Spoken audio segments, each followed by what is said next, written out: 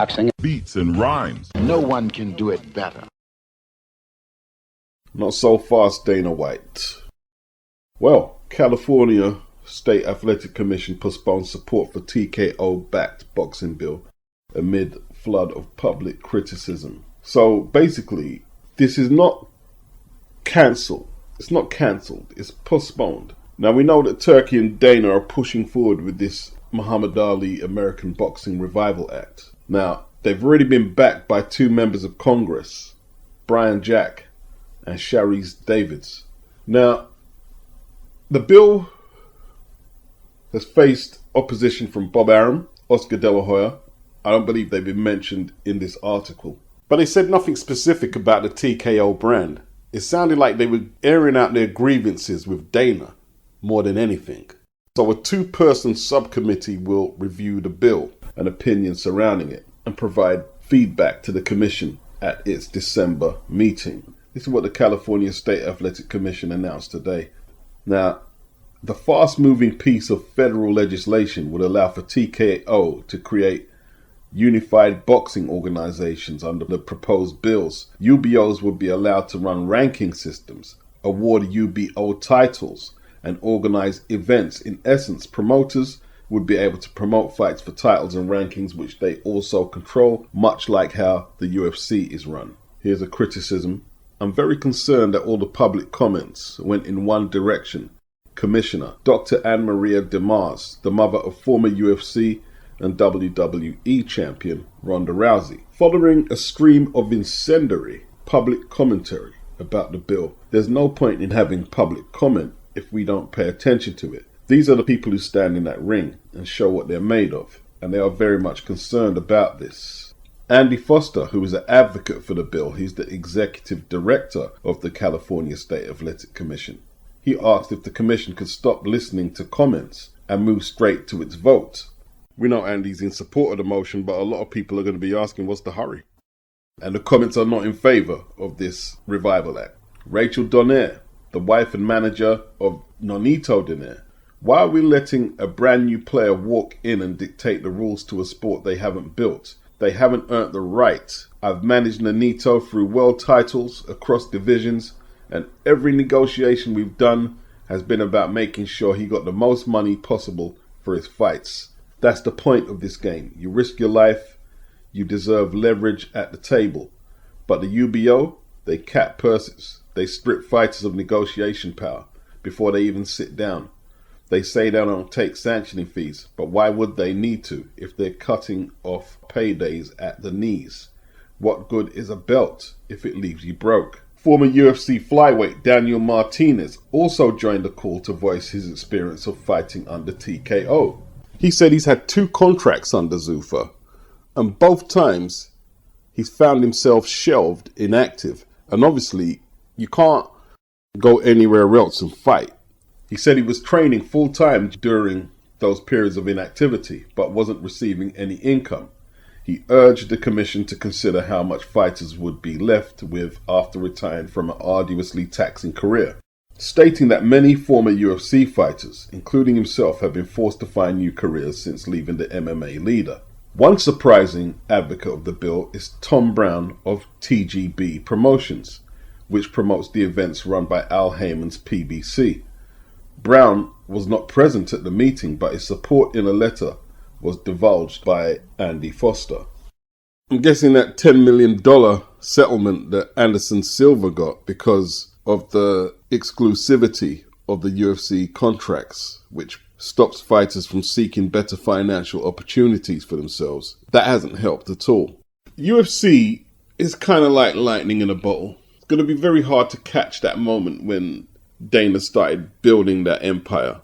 A lot of people are like, we can see Dana coming. And I don't know if Turkey's got the right man for the job to build this UBO platform.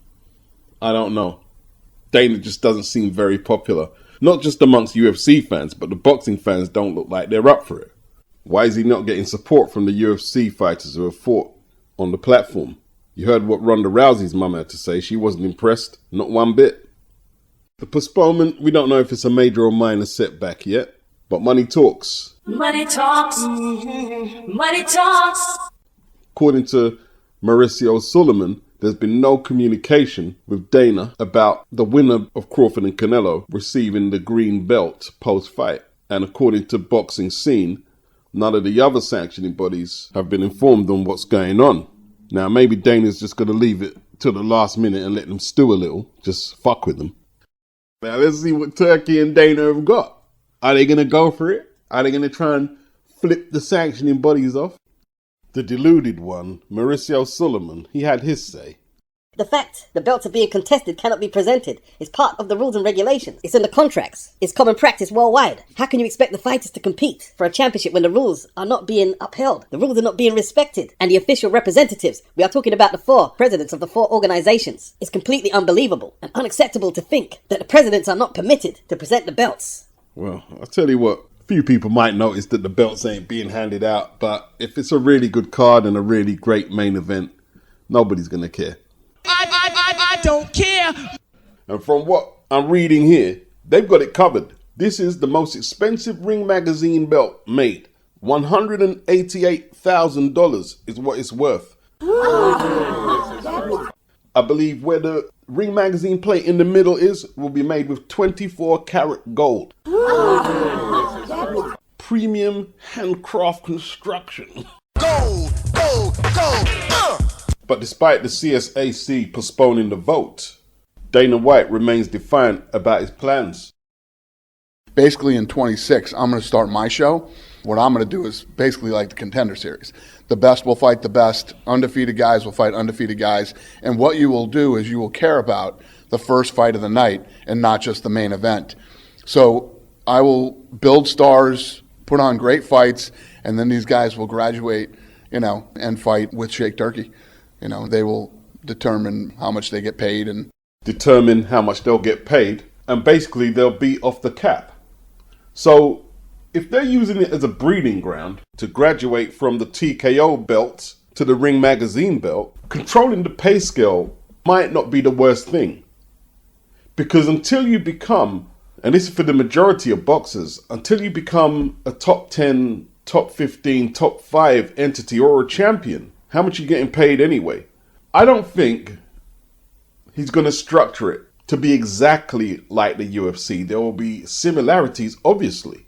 Why can't we get a press conference where the boxers ask questions? Not the press, where the boxers ask questions.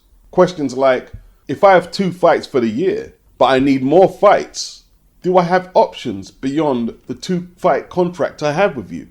How rigid is the structure of the capped purses? Questions like that need to be asked. From what Dana was saying, the long-term plan looks like to build the potential stars on the TKO platform, and then they go on to fight for the Ring Magazine belt. And the sanctioning bodies might not be invited to that party. Is Turki going to break off from the sanctioning bodies in 2026 and go for Dolo? People are talking about Dana sidelining fighters, leaving them inactive. How much cards have Channel 5 put on recently? With the Wassermans. I heard somewhere their deal has come to an end. Top Rank are off ESPN, and they've known for a little while before the relationship came to an end that they're going to have to move on. And they still haven't got it figured out. They're talking about this Stars deal, which isn't actually finalized yet. And even if it is finalized, they're going to get a fraction of the budget they were getting from ESPN. They're going to have to outsource fights. All their fighters are going to become inactive. What's happening with Ben Shalom's fighters right now? They're inactive. The BBC have allocated him 4 cards for the year.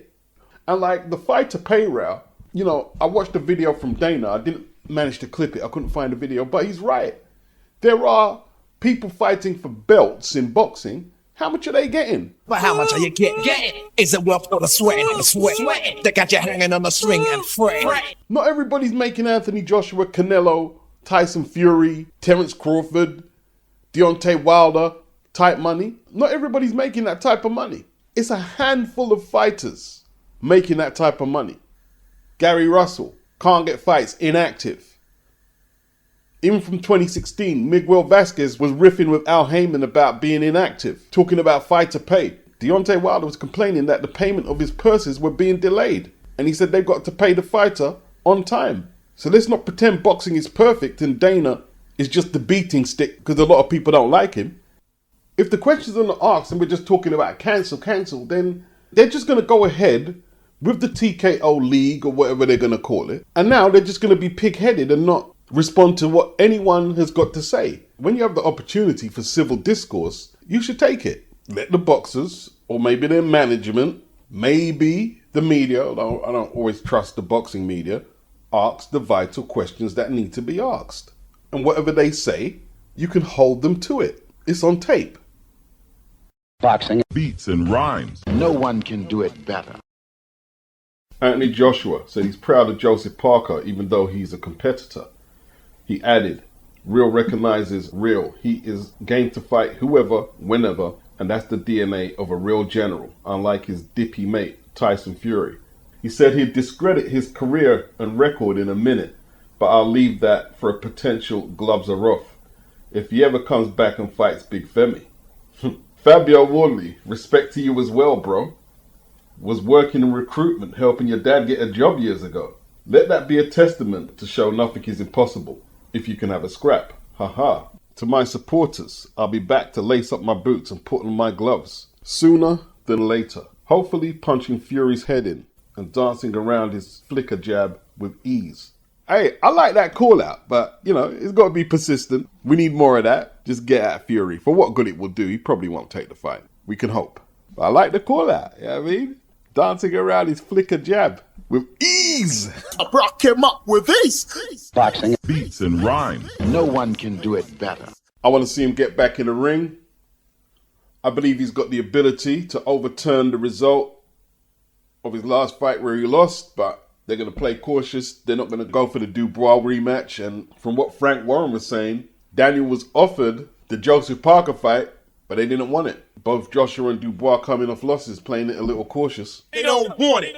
Filip Pogovic looks like he's using that cut as a get out of a potential fight with Moses Atoma. Frank Warren said he basically priced himself out. They were going to give him ample time for the cut to recover, but he didn't want it. They don't want it.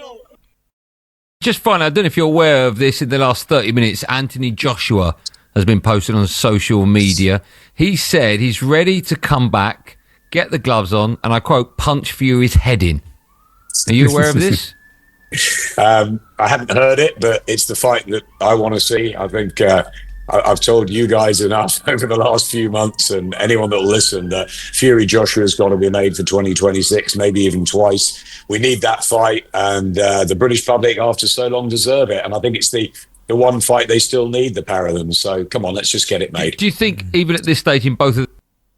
Now, a lot of people are going to look at that title and think Adam Smith said AJ went on a bizarre rant. But no, this was TalkSport's doing, and it's either they're trying to get extra views on the video with that title, or maybe they're not used to AJ calling out fighters like that.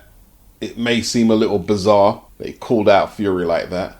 Or some may say that there are sections of the British media who are biased towards Tyson Fury. Tyson Fury can say outlandish things about a list of his opponents, not just AJ, and they'll put it down to banter. Tyson just being Tyson. Tyson's one of the lads type sort of thing. But yo, look, if it brings extra attention to AJ's call out, you know, they call it a rant. Was it a rant or a call out? Isn't that what boxers are supposed to do if they want a fight to get done? Ever since the fight was announced, the general talk is Joe is the obvious favourite. Not that I've come in to lose at all, but I'm expected to lose because he's more proven, he's more experienced, he's been at world level before, and this is my first step into that realm. I'm jumping headfirst into the water, really. The general conversation is that I'm expected to lose in this. A lot of people are saying I'm the favourite going to this fight. I don't see myself as a favourite. I'm treating this as my championship of the world fight. That's how you should treat every fight. I'm taking this guy very seriously, and I've been building way back in New Zealand, and now I'm in Ireland, zoning in on what I have to do to prepare for what he brings. I'm treating this as my championship of the world fight. It's that big mindset. What did I say the other day? I don't know if anyone remembers. When this fight was announced, I said, this is what Joseph Parker should be doing. Joseph Parker's got no reason to feel sorry for himself because Usyk is doing whatever he's doing. Probably not going to fight for the rest of the year. Joseph Parker makes multiple millions per fight. Joseph Parker is as British as any of the British boxers currently right now. So he can walk into stadiums and arenas in the UK and is just as popular there as he is in New Zealand. When you have a resume and the earning power of Joseph Parker, bleating about this is not labelled a world title fight by the sanctioning body is pathetic. And that's why this is such a huge fight. And paraphrasing what I said when this fight was announced, in my opinion, Joseph Parker is a world champion. If a lot of these other title holders spread all around boxing are going around calling themselves world champion because they're holding up a belt like that, how much of you have the notoriety that Joseph Parker has? So what is a world champion exactly? He's not rolling on the floor bleating on about the injustice of it all, because that takes away from the event of him fighting FABIO Wardley. This is the Joseph Parker show. It's not the Alexander Usyk show. And if more fighters had that mentality, boxing would be in a lot better place. Not that it's in a bad place. This is a great fight. Boxing Beats and rhymes. No one can do it better.